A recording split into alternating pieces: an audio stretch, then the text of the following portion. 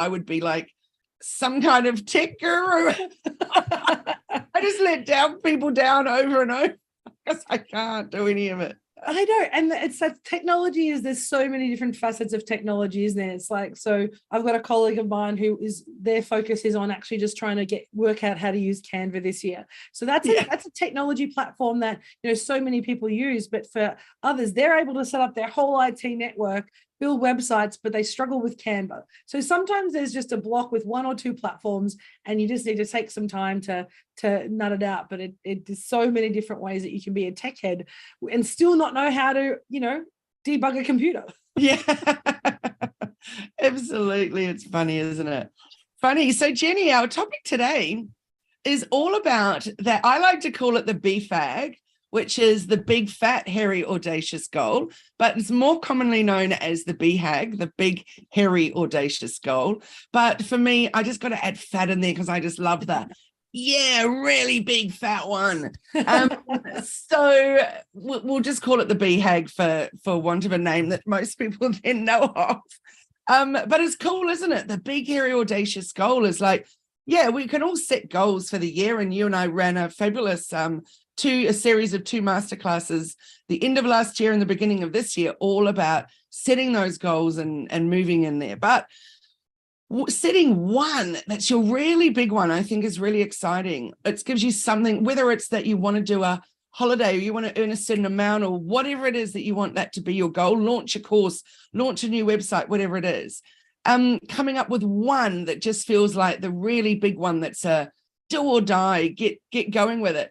And I think it's so important that you look at something before the end of the year. What do you reckon about that? Oh, I agree. It's now is the perfect time to do it. You don't want to be starting in January because when you start to work in January, you pretty much won't set your goals till almost February because let's face it, we have that first week of January, then it's the second week. By the time you start goal setting and planning the year, you've lost a whole month. And unless you want your planning to be February to January instead of January to December, you definitely need to start doing your goal setting and your planning now. One of the things about the big, hairy, audacious goal that I love, and it's Jim Collins' concept that from his book Built to Last, which is one of my favorite business building books. If you're new to business, Built to Last is a wonderful book just to kind of get some really great simple concepts. And he's an educator, so he presents the information so beautifully. But with the BHAG, there's 2 ways that I look at it with clients. For me, there's that annual goal. So it's the big goal it's my stretch goal. It's the one that's so audacious. Stretch goal. Yeah, it's like a stretch goal. So I may or may not get to reach. If I don't reach it, it's like so big. It's like the aspirational goal. So this audacious goal is like, I'm going to be so audacious that I'm going to say, I'm going to do this. And that means everything goes to you feeling big and bold and constantly driving to this massive goal. Now, that might change every year if you're in a massive growth phase in your business. But the other way to look at the BHAG is something that is so audacious that it takes you a couple of years to get to. So you don't have to create a new BHAG every year. What you create is remember and remind yourself what your BHAG is, and then say, what are the other things that I need to do in the smaller goals and the smaller steps that I need to do to build towards that audacious goal. So for example, for me, I eventually want to be able to build an amazing leadership and business retreat center down on country in Bundjalung country, by the water. That's like a $9 to $10 million dream. That's a big dream. It is a BHAG. It's massive. It would be a place where people could come and stay. We could run leadership workshops and business workshops, and my mum can run women's retreats and the work that she does. And it would be a great place just to connect. That is an audacious goal. I'm not going to make that this year. And I know that, but everything that I do builds towards getting equity in the business, getting assets so that we can eventually get this BHAG, which is a 5-year BHAG. So that's how I look at it. There's the smaller goals, which could be an annual kind of BHAG, or there's that really big audacious goal that when you get it, it'll be like, damn, this has finally come to fruition. That is an absolutely fabulous BHAG. That one is definitely a BHAG more than a BHAG. Yes. I love it. I also have a very massive BHAG, but I don't really talk about it because it doesn't seem, well, it's certainly not within a year. So you did right. It's a 5-year plan. And mine's all around the disability space, but particularly for spinal cord injuries. And it's a worldwide thing. And it's super exciting. I'm certainly not going to it right now because it's long and convoluted. But yes, to the needing to recognize and go, that's my 5-year BHAG or my 10-year BHAG or my 2-year BHAG. So what do I need to put in place to get there? So then might be that this year, it might be that you need to do X number of revenue to put away X number of revenue, or it could be that you need to, all kinds of things. So what do you reckon, Jenni, about that, breaking it down? Once you've come up with that one big fat one, what then happens next? Well, I think the key piece is to actually break it down into attainable kind of chunks. Now, remember, this is great. Bite size, right? Bite-sized chunks, exactly. I love a bite-sized chunk. I look at it like rungs on a ladder. Those who've done our goal setting know that I love the rungs on the ladder metaphor. So my BHAG or my BHAG is the top of the ladder. I'm at the very top of the ladder when I get to where I want to be. So I think about all the rungs on the ladder that I need to achieve between now and that 5 years in order to me to obtain and to reach that. And so they could be as simple as I need to post on social every day to get visible so that I can actually get engagement, so I can build my business. So when people say to me, how do I connect? Why is social media important?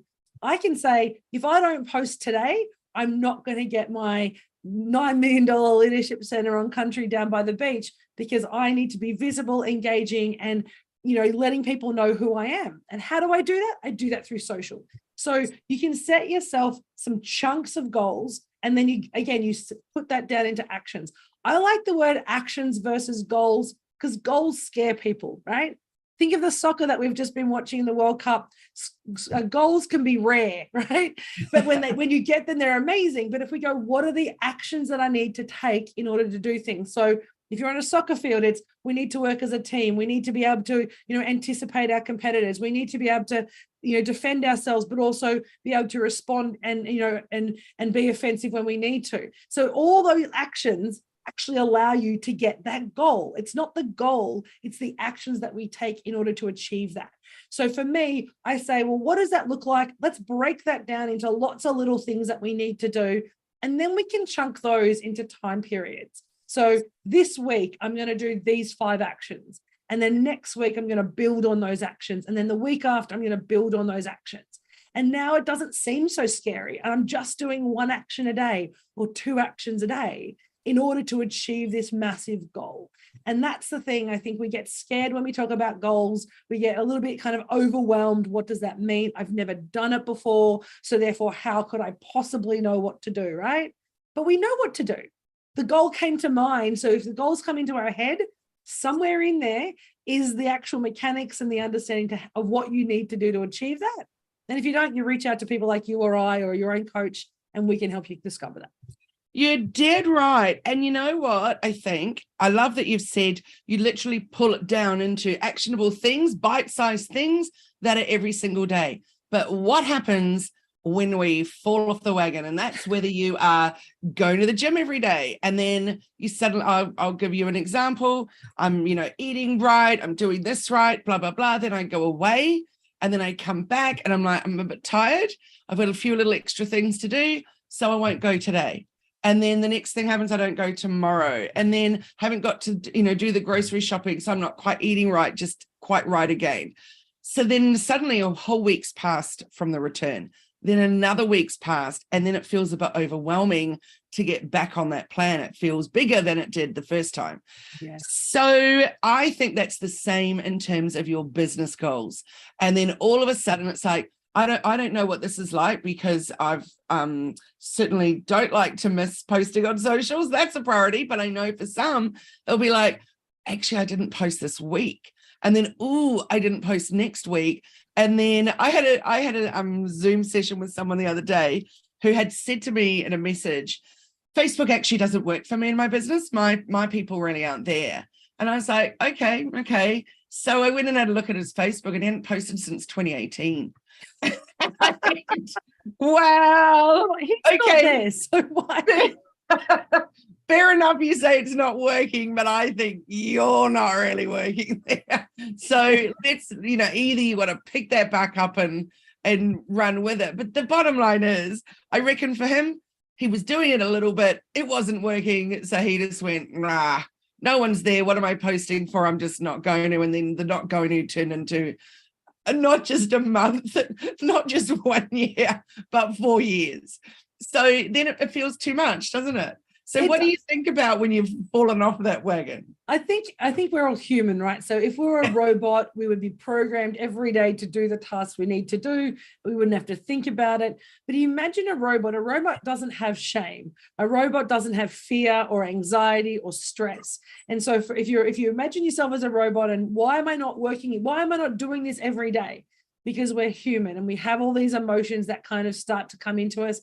And generally, if someone falls off the wagon, as you say, there's a little bit of shame there. And then it's like, oh, I don't want to go back tomorrow, or I don't want to do it now because, well, I've missed a day, so I'll just miss it. I'll just start again on Monday. And so you break the habit. And the analogy I use is brushing your teeth. So when you're a kid and you learn to brush your teeth, when you didn't brush your teeth one day, your parents didn't shame you for it. They said, just brush them the next day. And you just get back on the horse. You just go, I just brush my teeth again. Because brushing your teeth over time gives you better teeth, right? Very simple analogy. We don't shame ourselves if we miss a day. We just get up the next morning, we brush our teeth and we do it again.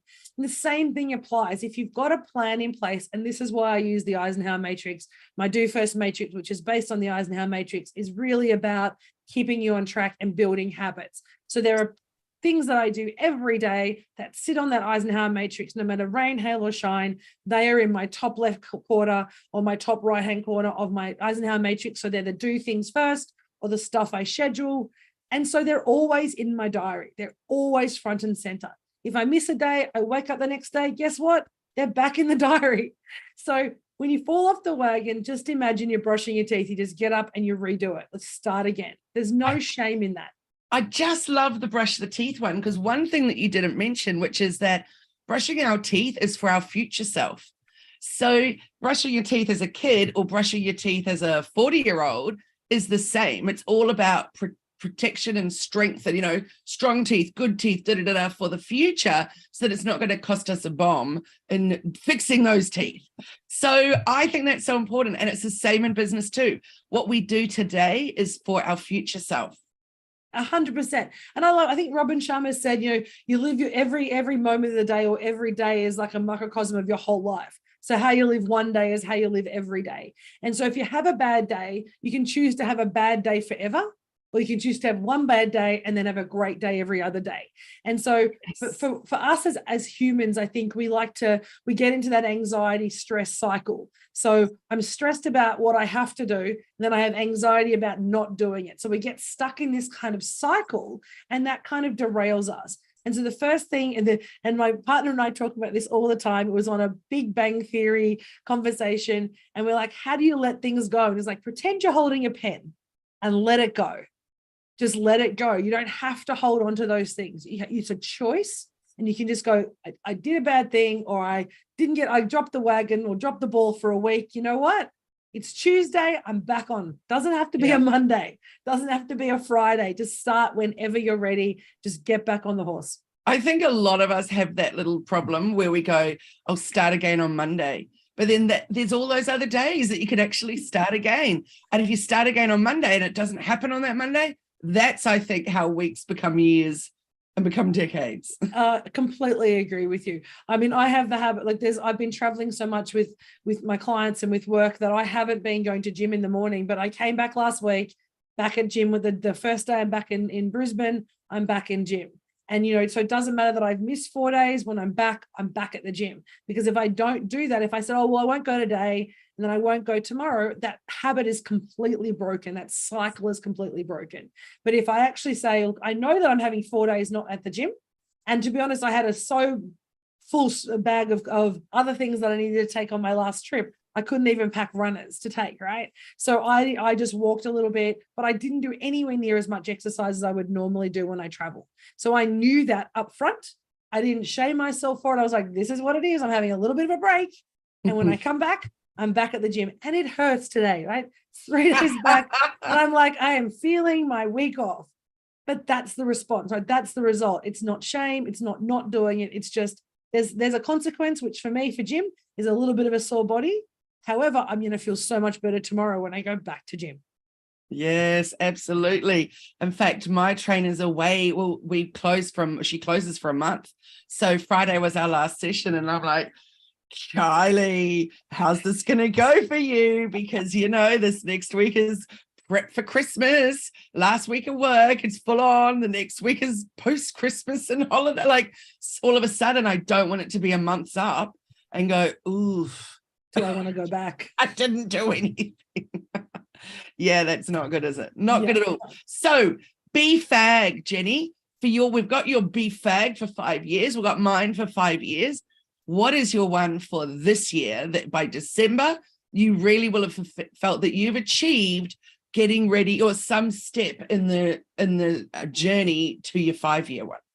Well, we've got two core goals for the business actually for our year. I mean, we want to launch in the US in the new year.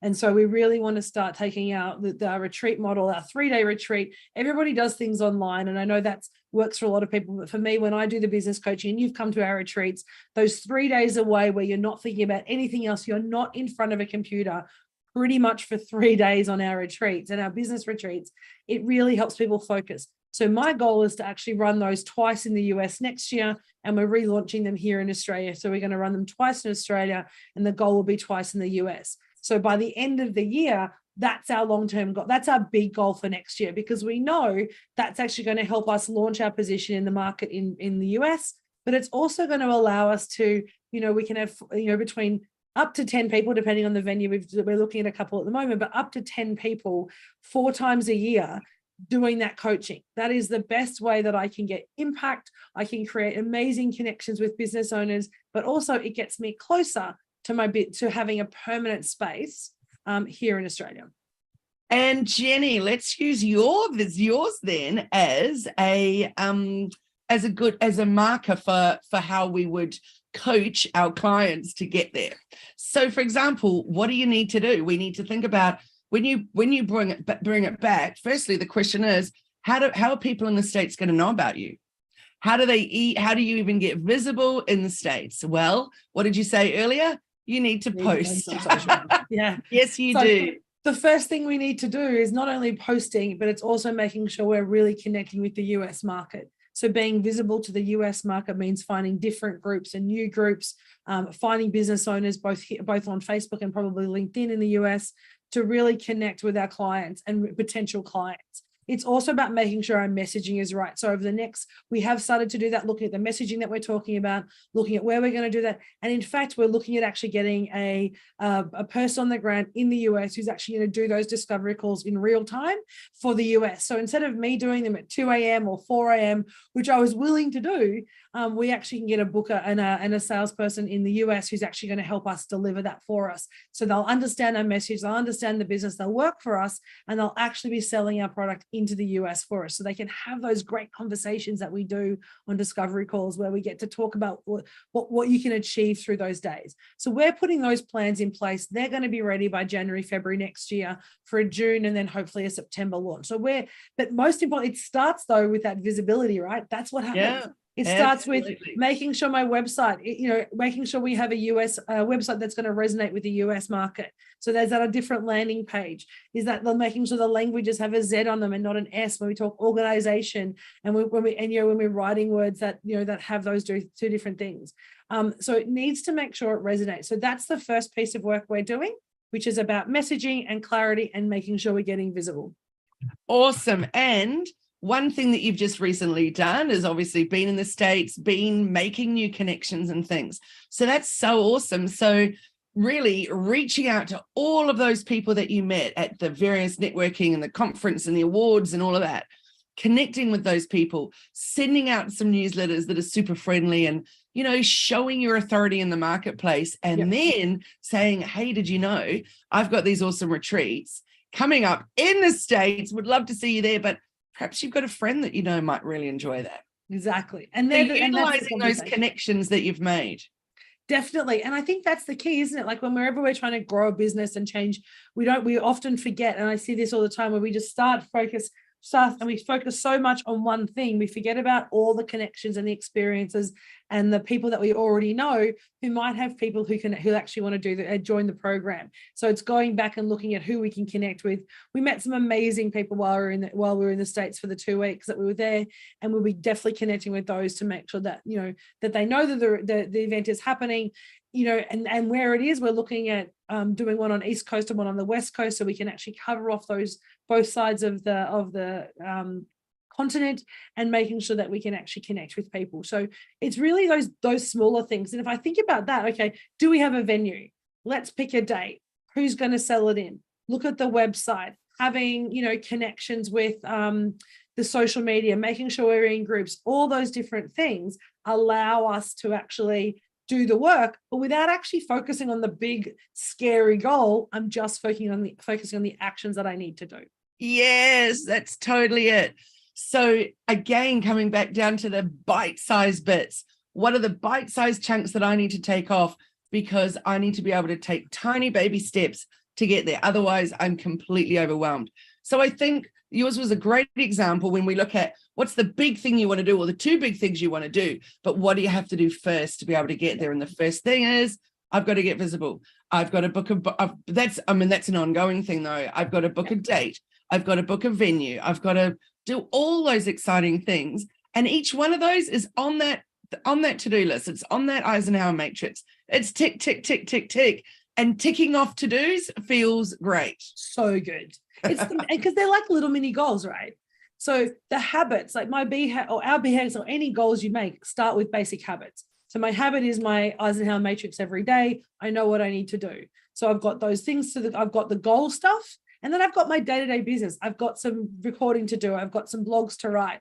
I've got client reports to do. I've got those standard things.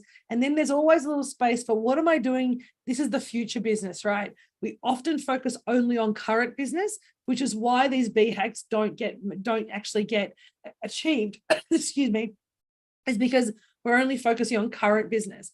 And when we connect current business and future business together and say, well, here's some parts that I need to do for future business, but this stuff is current business: marketing, socials, connections, networking, building your understanding of the market, making sure you're visible. All those things are both current and future business. So when you start to bring those together, the BHAG becomes so much more attainable, and everybody gets on board with that vision. And that's the thing about a BHAG that we haven't talked about, is that a BHAG is the whole organization's goal. It's not just my goal. It's not just your goal. It's our team's goal as well. This is what we're working towards as an organization, not just as an individual. And as you grow your business, whether it's you and one person, whether it's just you on your own, you think about, this is what you're doing for your business, not just for yourself.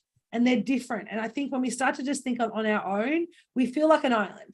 But if we think about ourselves as a business that has a supply chain and customers, and we're at the center of that, then we actually have a purpose to drive to get that BHAG. And I think that's where we need to start shifting our mindset. It's not my goal, it's my company's goal. It's where we want to be as a company, so that we can actually have that influence and create that impact that we want to have in the work that we do. I love it so much, Jenni.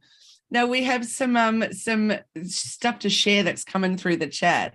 So Jack Canfield talks about having different folders for different tasks and having lists in those folders. So if you feel like marketing today, you have a list ready to go, and you know what the next step in that is in that task. Jacqueline, thanks for sharing that. Do you know what? I'd never heard of that. Have you heard of that, Jenni? I have heard of this, the work that Jack Canfield does, and it's great work. I love it. I really love it. And really, and the perfect time to share it, Jacqueline. I really appreciate you sharing it, because it's the list, right? We don't like writing lists, or we write lists, but we don't do anything with them. If you have a really focused list, and this is why it's focused, because we know what we're trying to achieve. So often I see business owners who'll be like, I'm going to write my list of things. And when you look at the list, they're just noise, right? They're just stuff that I'm using to fill my day. I've got all these little things that aren't actually working towards a goal. So that's why I love that ladder analogy, because everything that I do moves me up a rung on the ladder. And as I'm doing that, I know this, by doing this piece, I can get to the next rung.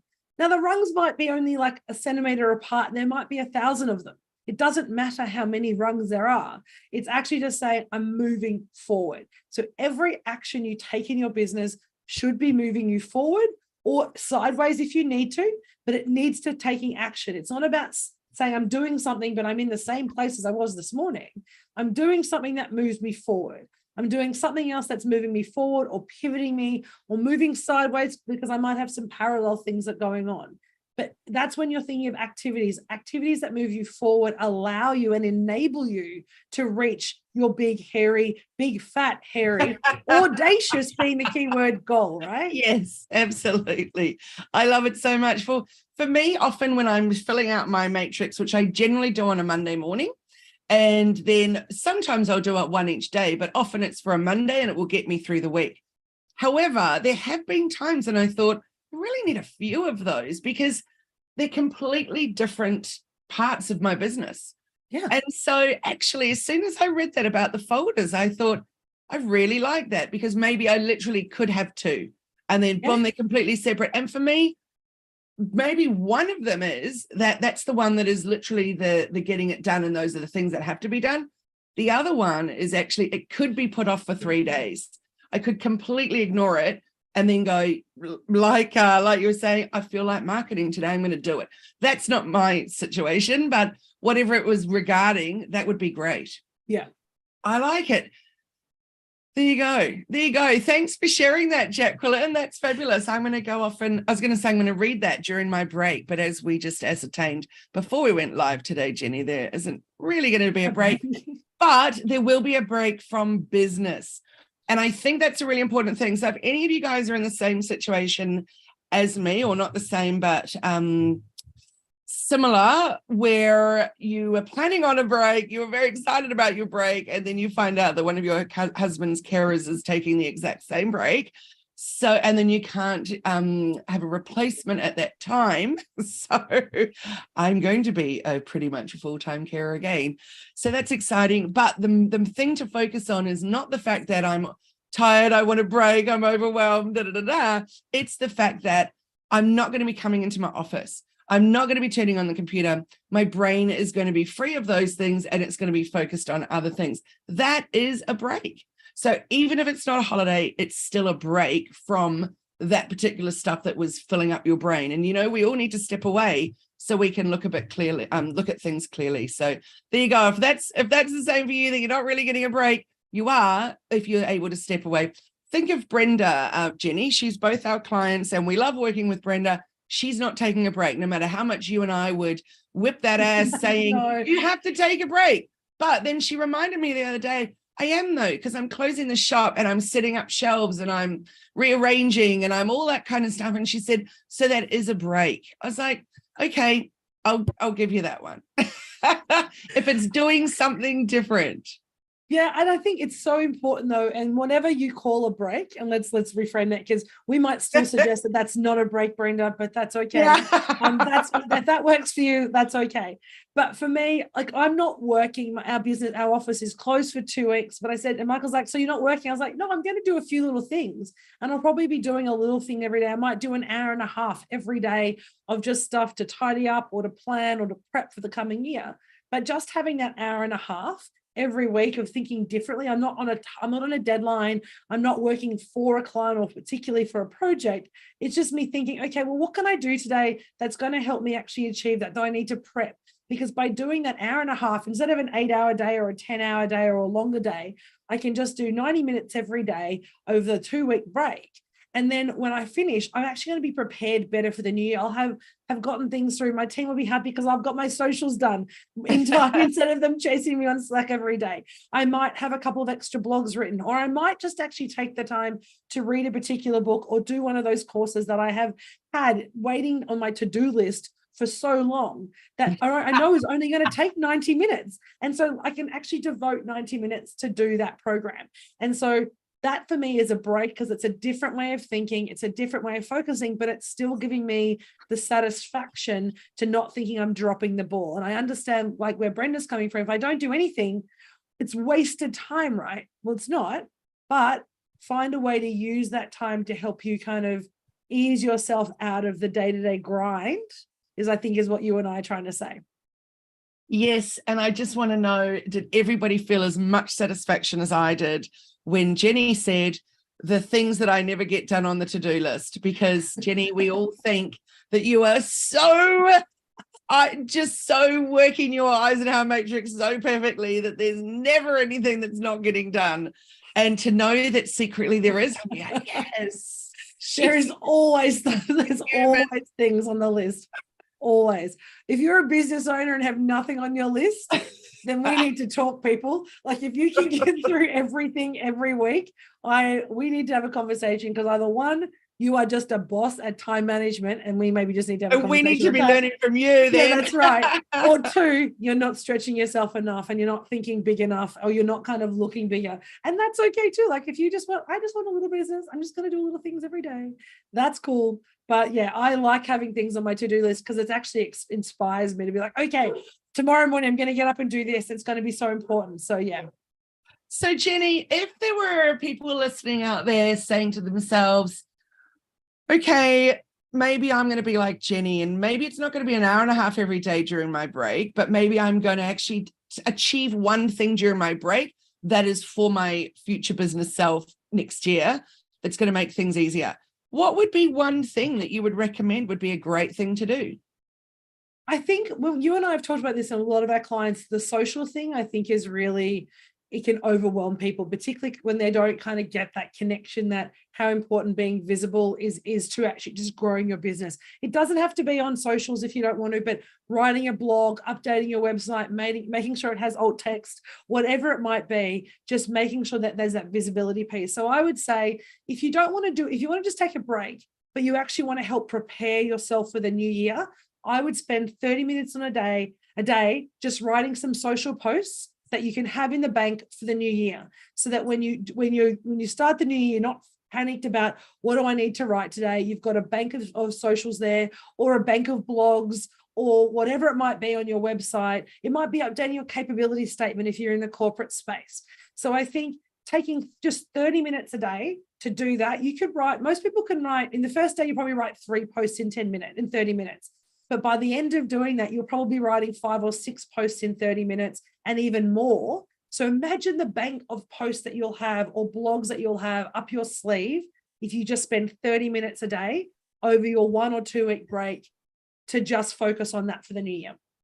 I love it. And what I'm adding to that is that I say my suggestion would be, go forth and write some blogs. Yes. So that could be that you're going on a walk and you've brought Otter out of your the app, and you're just going to speak some ideas into it, and you're not even going to write it, but it's sitting there ready to go, and you can then transcribe that later on into a blog. But my suggestion is do 3, because 3 is my magic little number. If you can get 3 done, those 3 blogs are going to give you content for a whole month and more. And remember too, that socials are gone in an instant. So if I'm taking my break from socials for the week or something, then I've missed all of your stuff. So keep in mind that we always talk about the importance of repurposing and reusing. So that's a really, really good one. But blogging is going to keep working for you forever. So as long as you have really optimized it for keywords and you're getting people, through traffic, remember that your blog needs to answer a problem or be the solution to whatever they're looking for. The gold about keywords is that you can find, let's use Brenda, because we were talking about it before. So let's use her business as an example. So if you were going to be putting in a keyword that says how to make a quilt, that's not necessarily going to be getting you the right traffic that you want. But if you were finding the people that were typing in best fabrics for a patchwork quilt, that's where Brenda's going to go, yes, you're the traffic that I want.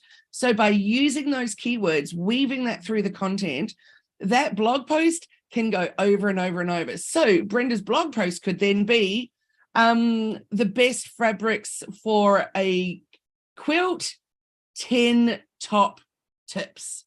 So and then good. Boom, down it goes. So she's got to come up at the very, very top of that blog. She's got to come up with the summary. Everyone assumes that you go chat through a blog and then summary. No, you put the summary up the top, because when you think about what Google is awarding you for, it's time on your site. So if they get there and then they go summary winning, then they're enticed to read the rest of it. So that's a great way to get people moving through your blog. So that blog could then perform for you over and over and over.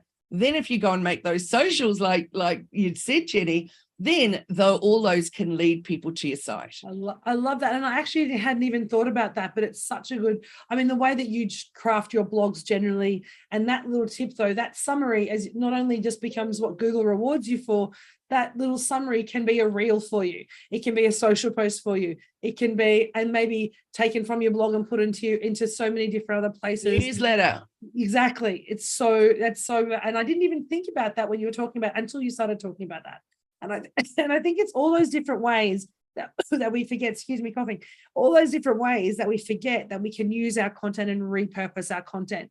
And the other thing that you reminded of me of last week, if you're having a break and you want to have a break, spend a couple of days this week looking through your previous posts and see which ones performed the best, and repurpose those over the Christmas break with some new socials, maybe some slightly different hashtags if you need to, but really just you can repurpose your old posts. So if you really want to take a full break, still make sure you're visible by utilizing some of the content that was really successful previously, and use that now when you want to have that break, because it's a year ago, at least, if not 18 months ago, that people will have seen that post.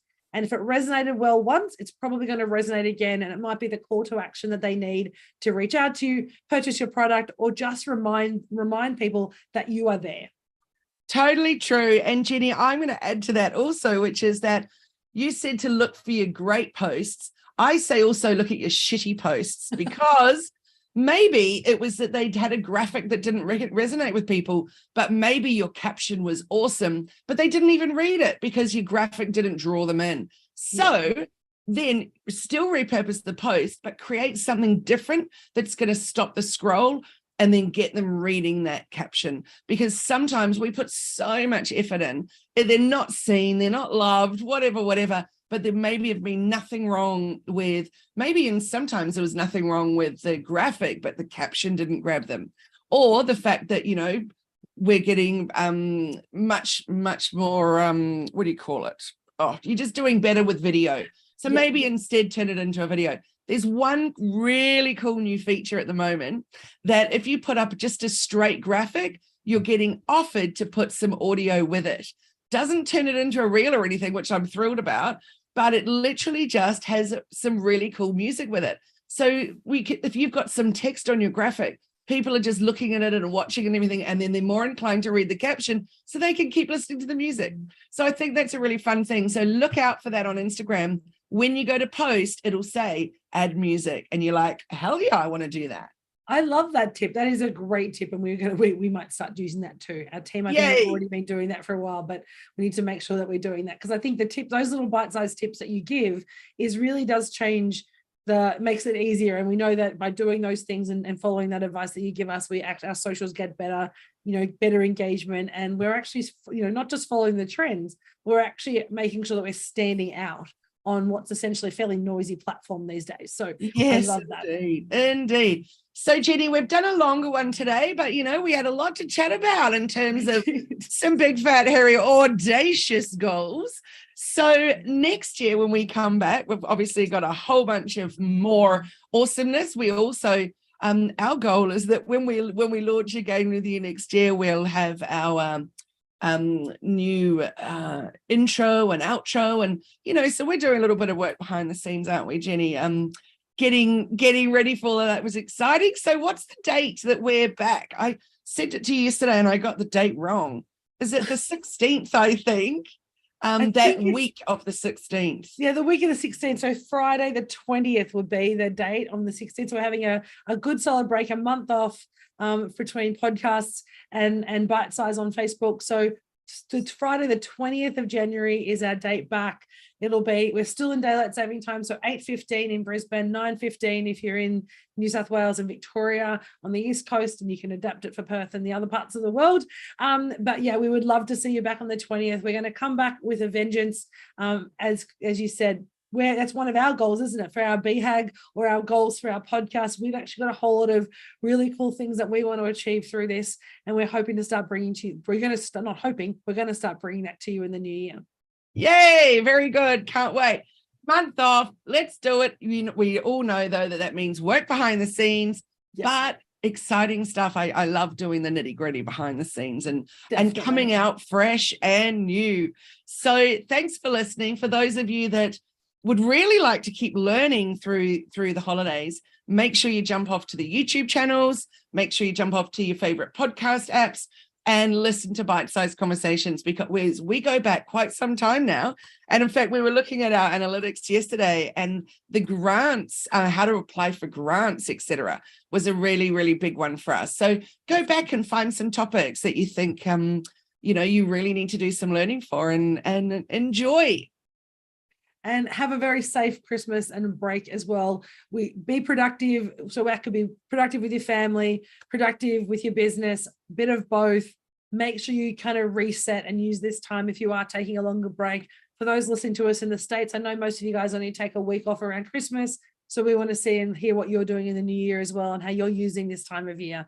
But we look forward to seeing you and have an amazing time. But if we want to connect with you in the next month while you're away, I know your socials are still going to be full of content, Kylie. So how do we get hold of you?